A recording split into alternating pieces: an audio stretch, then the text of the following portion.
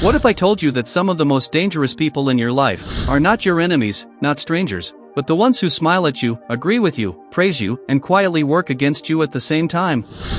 The people who say, "I'm happy for you," but feel threatened by your success. The ones who preach loyalty, honesty, and kindness yet disappear the moment you need them. Here's the uncomfortable truth: hypocrisy is not loud. It's subtle. It hides behind good manners, sweet words, and fake moral superiority. And the scary part? Most people don't recognize a hypocrite until damage is already done. Trust is broken, reputation is harmed, and emotional energy is drained. Today, we're diving deep into the psychology of a hypocrite, how their mind works, why they behave this way, and most importantly, how you can spot them early, before they get close enough to affect your life. And if you want to understand people on a deeper level, protect your peace, and build stronger emotional intelligence, make sure you subscribe to The Human Psychology and turn on notifications. This channel is for people who don't just want to live, but want to understand the hidden forces behind human behavior, especially in today's world where emotional awareness is power. Now let's start with something important. A hypocrite is not just someone who lies. That's too simple. A hypocrite is someone whose words and values don't match their actions, especially when there is something to gain socially, emotionally, or materially. Psychologically, hypocrisy is strongly linked to insecurity. Most hypocrites are deeply concerned with how they are perceived. Their identity is built on image, not integrity. They don't ask, "Is this right?" They ask, "How will this make me look?" This is why hypocrites are obsessed with appearing moral. They talk a lot about principles. They criticize others for small mistakes. They position themselves as the good person in every story. But when it's their turn to act with integrity, they suddenly have excuses. Their brain is constantly balancing two goals: protecting their image and protecting their self-interest. When those two clash, self-interest almost always wins, but they will still try to look innocent while doing it. Here's your first early sign. Watch how someone behaves when there is no audience. Hypocrites are performers. Their kindness increases when people are watching. Their generosity becomes public. Their support is loud. But in private, when no one can see, their energy changes. Maybe they ignore you. Maybe they don't show up. Maybe they gossip about the same person they praised in public. Consistency across situations is the true test of character. Hypocrisy cannot survive in private settings for long. Another psychological trait of hypocrites is selective morality. They apply rules differently depending on who benefits. If they make a mistake, it's complicated or understandable. If you make the same mistake, it's disappointing or wrong. This happens because their brain is protecting their ego. Admitting fault threatens their self-image, so they create mental loopholes. Psychologists call this cognitive dissonance, the discomfort we feel when our actions don't match our beliefs. Healthy people resolve this by changing behavior. Hypocrites resolve it by changing the story. Pay attention to how someone reacts when you succeed. This is one of the most revealing moments. A genuine person may feel a little envy, that's human, but they still show real happiness for you. A hypocrite, however, experiences something deeper: status threat. Your progress reminds them of their own insecurities. So they smile, but their support feels flat. They might downplay your achievement, change the subject, or subtly shift focus back to themselves. Their words say congratulations, but their tone says, "I'm uncomfortable." Another sign is excessive flattery combined with hidden criticism.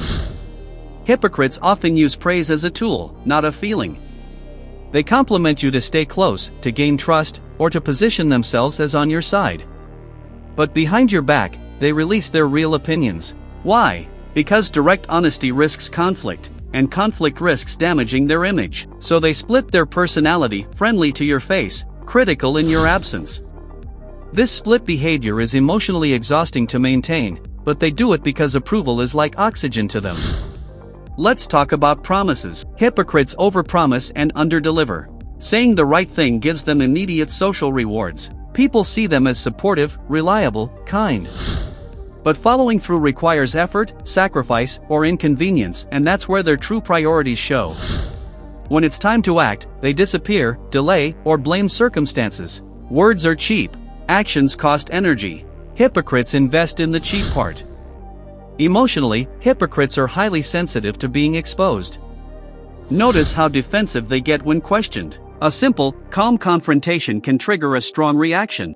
They might accuse you of misunderstanding, being too sensitive, or creating drama.